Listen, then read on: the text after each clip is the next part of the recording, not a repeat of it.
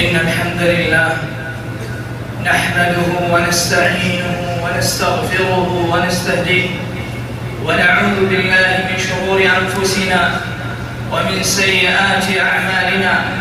من يهده الله فلا مضل له ومن يضلل فلا هادي له، وأشهد أن لا إله إلا الله وحده لا شريك له، وأشهد أن محمدًا عبده ورسوله بلغ الرسالة وأدى الأمانة ونصح الأمة وجاهد في سبيل ربه حتى أتاه اليقين. تركنا على البيضاء ليلها كنهارها لا يزيغ عنها إلا هالك، فصلوات ربي وتسليماته وتبريكاته عليه وعلى آله وأهل بيته الطيبين الطاهرين. يا أيها الذين آمنوا اتقوا الله حق تقاته ولا تموتن إلا وأنتم مسلمون. يا أيها الناس اتقوا ربكم الذي خلقكم من نفس واحدة وخلق منها زوجها وبث منهما رجالا كثيرا ونساء، واتقوا الله الذي تساءلون به والأرحام إن الله كان عليكم رقيبا. يا أيها الذين آمنوا اتقوا الله وقولوا قولا سديدا يصلح لكم أعمالكم ويغفر لكم ذنوبكم، ومن يطع الله ورسوله فقد فاز فوزا عظيما. اعلموا ثم اعلموا أن ما قل وكفى خير مما كثر وألهى، وأن ما توعدون لآت وما أنتم بمعجزين. عباد الله، اتقوا الله واجعلوا بينكم وبين عذاب الله وقاية. تمسكوا من الإسلام بالعروة الوثقى، فإن أجسادكم على النار لا تقوى أيها الأحبة. عباد الله، العقوق وما أدراكم ما العقوق. سأتكلم أيها الأحبة عن عقوق الآباء، وليس عن عقوق الأبناء لآبائهم، عن عقوق الآباء لأبنائهم. ولقد أمرنا الله سبحانه وتعالى أن نقي أنفسنا وأن نقي أهلنا وذرياتنا من النار، فقال سبحانه: يا أيها الذين آمنوا اتقوا الله، يا أيها الذين آمنوا قوا أنفسكم وأهليكم نارا وقودها الناس والحجارة عليها ملائكة غلاظ شداد لا يعصون الله ما أمرهم ويفعلون ما يؤمرون. أيها الأحبة، لقد أمرنا الله سبحانه وتعالى أن نقي أنفسنا وذرياتنا من النار. فلذلك كما أن للآباء حقوق فإن للأبناء حقوق. ما هي حقوق الأبناء أيها الأحبة؟ أقبل رجل إلى عمر بن الخطاب يشتكي عقوق ابنه، فقال: يا أمير المؤمنين، إن ابني عاق. يريد عمر بن الخطاب أن يؤدب ولده، فقال: يا أمير المؤمنين، إن ابني عاق. فدعا عمر رضي الله عنه وأرضاه بذلك الولد فأجلسه بين يديه، فأخذ يؤنبه ويعلمه حقوق أباه، ثم رفع الدرة رضي الله عنه ليضرب ذلك الابن، فقال ذلك الولد: على رسلك يا عمر، أليس للآباء حقوق؟ أليس للأبناء حقوق كما للآباء حقوق؟ فقال عمر رضي الله عنه وأرضاه: بلى. قال: فما هي حقوق الأبناء يا أمير المؤمنين؟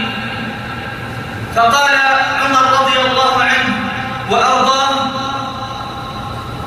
أن يحسن اختيار أمه، وأن يحسن اختيار اسمه وأن يعلمهم كتاب الله. فقال ذلك الولد: والله يا عمر إن أبي لم يفعل شيئا من ذلك، والله يا عمر إن أبي لم يفعل شيئا من ذلك، أما أمي فكانت أمة خرقاء، أي في عقلها خلل، أي في عقلها شيء، فكانت أمة خرقاء فاشتراها من السوق بدرهمين، فبات معها ليلة فأنجبتني فكره ولادتي فسماني جعلا. أتعرفون ما هو الجعل؟ هو الخنفساء السوداء. قال: فسماني جعلا ولم يحفظني آية من كتاب الله. فغضب عمر والتفت إلى ذلك الأب فرفع الدرة فضرب ذلك الأب فقال: أنت من يستحق الضرب، عقبته قبل أن يعقك، عقبته قبل أن يعقك. وبهذا أيها الأحبة يعق الأب ابنه، وبهذا أيها الأحبة نعرف حقوق الأبناء. حقوق الأبناء أيها الأحبة أن تختار الأم الصالحة. وأنا أبعث من على هذا المنبر رسالة لكل شاب يريد الزواج، لكل رجل يريد الزواج، أن يختار الأم المربية، أن يختار الأم الصالحة التي ستربي لنا هؤلاء الأجيال، التي ستربي لنا هؤلاء الرجال. الأم الصالحة كما قال صلى الله عليه وسلم: فدته النفائس والأنفاس. قال: فاغفر بذات الدين تربت يداك. اختر الأم الصالحة، لا تختر لنفسك، لا تنظر إلى مالها ولا تنظر إلى جمالها، انظر إلى أخلاقها، فهي التي ستربي لنا هؤلاء الأجيال. يقولون أن وراء كل رجل عظيم امرأة عظيمة، فالأم مدرسة، هي التي ستربي هؤلاء الأجيال. الأم مدرسة إن أعددتها أعددت شعبا طيب الأعراق. فهذه رسالة لكل من أراد الزواج وهو مقبل على الزواج: إذا أردت أن تكون أسرة صالحة بارة فيك فاختر الأم، لأن الأبناء يتأثرون وأكثر ما يتأثرون بالأم. الأمر الثاني أيها الأحبة أن يحسن اختيار اسم الابن أو البنت. فهو حق عليك أن تحسن الاختيار. بعض الأبناء والأحبة إذا جلس بين الناس والله يستحي من الاسم الذي سماه أباه. إذا نادى أحد باسم يستحي. فهو حق أيها الأحبة على الأبناء أن نسميهم وأن نحسن اختيار الأسماء، حتى لا يكون هذا الابن شخصية مهزوزة بين المجتمع. إذا ناداه الناس بهذا الاسم يستحي عن الترحيب. والبعض أيها الأحبة لا يحسن الألفاظ مع أبنائه. إذا أراد طلب من ابنه إنما يناديه بأبشع الأسماء. أجلكم الله يقول له: تعال يا حمار، خذ يا حمار، روح يا غبي، تعال يا غبي. وهذه أخلاقه في المنزل مع أبنائه. كيف تريد ابن صالح بارك فيك وأنت تربيه على الأخلاق السيئة؟ يتربى منه وينشأ على هذه الأخلاق السيئة، الألفاظ السيئة، وينشأ ناشئ الفتيان منا على ما كان عوده أبوه، فيتعود أيها الأحبة على الألفاظ السيئة. لم يجد الحنان من أباه. فلذلك أيها الأحبة دعونا نقف مع موقف مع النبي صلى الله عليه وسلم. مع ذلك الطفل الصغير الذي لم يبلغ من العمر السابع. رأى ذلك الطفل بأبي هو وأمي فدته النفائس والأنفاس يبكي، فقال له بأبي هو وأمي فدته النفائس والأنفاس: يا أبا عمير، يا أبا عمير، ما فعل النغير. الطفل يبكي على طائر ميت له كان اسمه النغير. فانظروا أيها الأحبة بماذا كناه النبي صلى الله عليه وسلم، وهو الطفل الذي لم يبلغ من العمر السابع. فقال له: يا أبا عمير. النبي صلى الله عليه وسلم يسمع رجال. ابن السابع يقول له: يا أبا عمير. لكن انظر بعض الآباء الآن: يا غبي، يا حيوان، أجلكم الله وأعزكم الله. فهل تريد أبناء بارين بك وأنت تعاملهم هذه المعاملة؟ لأننا لم نحسن التعامل مع أبنائنا، لم نحسن التربية، لم نحسن الأخلاق. ولذلك أيها الأحبة تجد الابن ناقص الحنان، يذهب إلى الخارج إذ لم يجد الحنان من أبوه وأمه يبحث عن الحنان بالخارج. تجد الآن شاب يحب شاب لأنه أعطاه الحنان، لم يجد الحنان من أبوه ولا من أمه، لم يسمع كلمة أحبك، لم يسمع كلمة طيبة من الأب أو من الأم.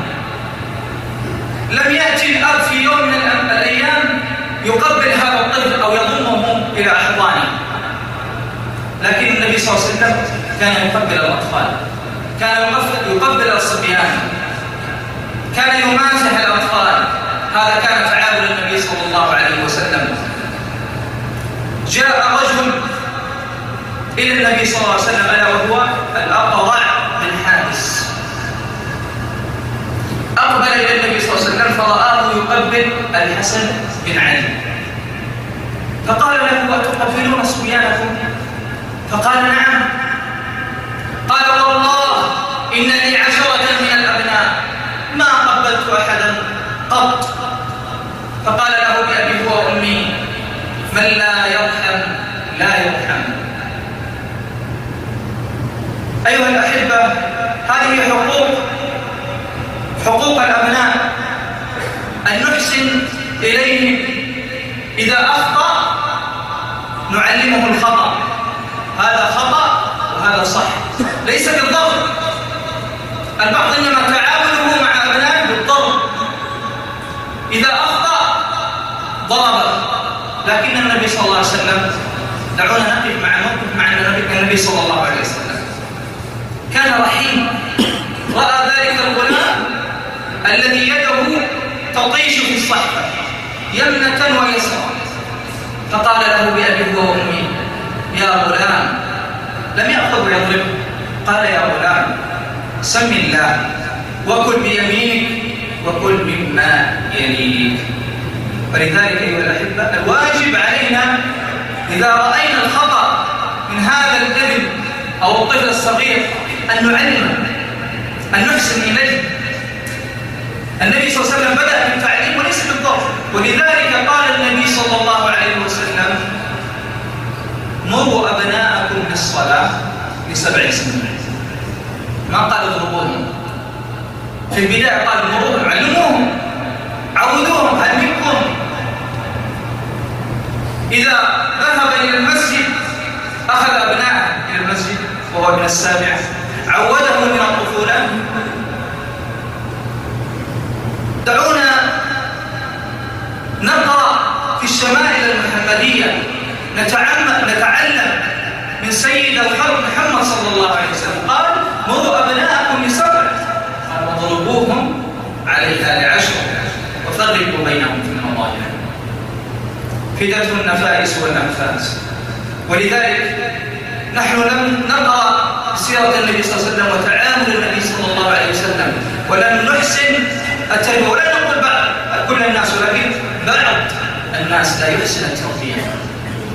لا يحسن التربية بأبنائه، ولذلك نجد بعض الأبناء في الشوارع تجده سباق، لأنه تعود في البيت في المنزل أبوه سباق، وينشأ ناشئ الفتيان منا كما كان عوده أبوه، يتعلم الأخلاق السيئة. الأمر الثالث أيها الأحبة أن نحسن أن نعلمه القرآن كتاب الله، فإنه إن تعلم كتاب الله حفظ حروفه وحدوده، لأنه سيقرأ وبالوالدين إحسانا. أن نعلمه القرآن وأخلاق القرآن. سئلت عائشة رضي الله عنها عن النبي صلى الله عليه وسلم قالت إنما كان خلقه القرآن، كان قرآنا يمشي على الأرض. فإذا تعلم كتاب الله وحفظ حروفه تعلم حدوده. نعلمه أخلاق القرآن، لا نحفظه كتاب الله فقط، نعلمه أخلاق القرآن. فهناك ناس يحفظون القرآن لكن أيها الأحبة أخلاقهم ليس بأخلاق القرآن. عباد الله استغفروا الله فيا فوز المستغفرين.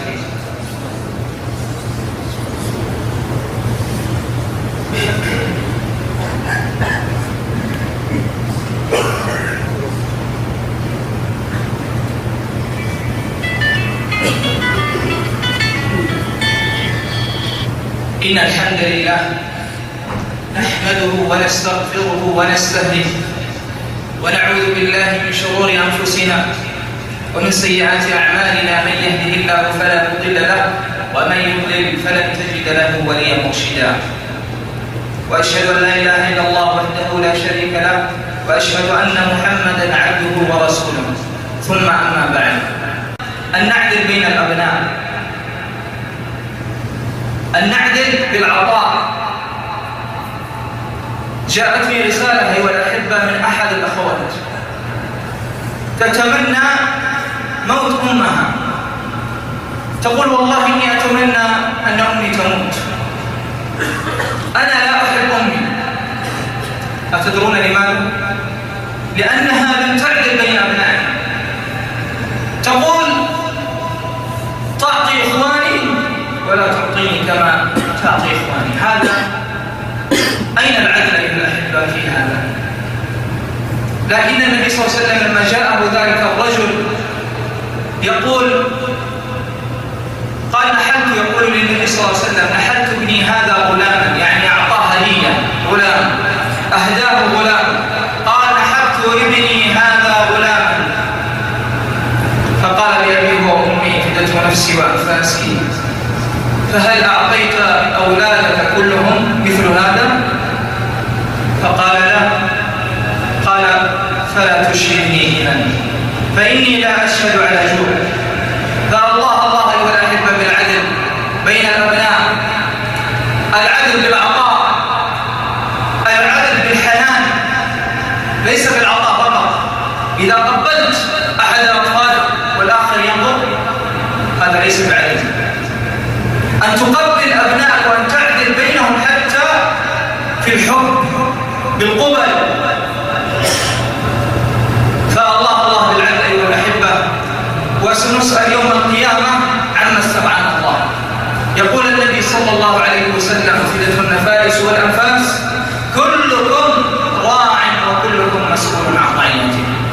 الإمام راع ومسؤول عن رعيته، والأب راع في بيته ومسؤول عن رعيته، والأمة راعية في بيت زوجها ومسؤولة عن رعيتها.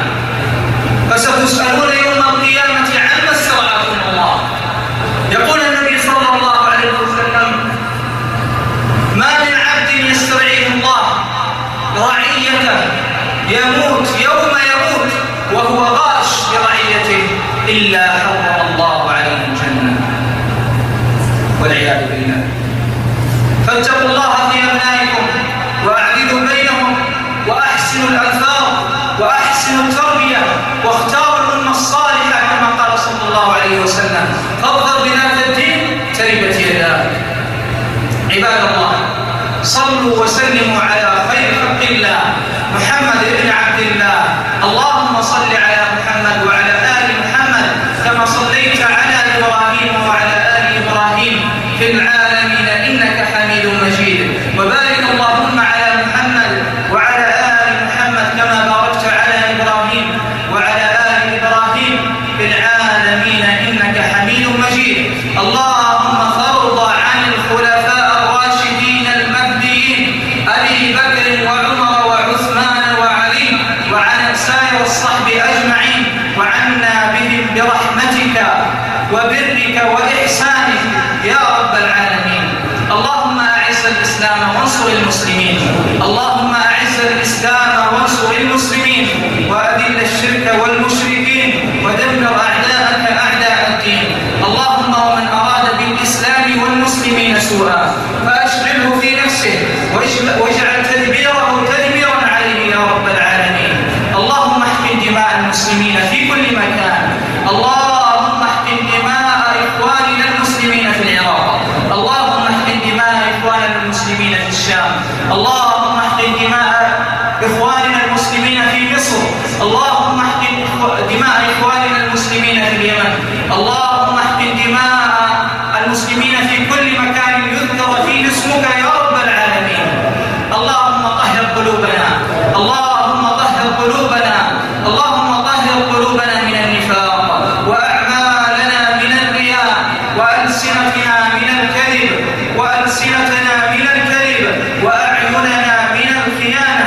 إنك تعلم خائنة الأعين وما تخفي الصدور. اللهم اغفر لنا ذنوبنا. اللهم اغفر لنا ذنوبنا. اللهم اشرح صدورنا. اللهم اشرح صدورنا. اللهم فرج همومنا. اللهم يسر أمورنا. اللهم اختم بالصالحات آجالنا وأعمالنا يا رب العالمين. اللهم فصل على محمد وعلى آله وصحبه وسلم تسليما كثيرا. وأقم الصلاة إن الصلاة تنهى عن الفحشاء والمنكر ولذكر الله أكبر والله يعلم ما تصنعون.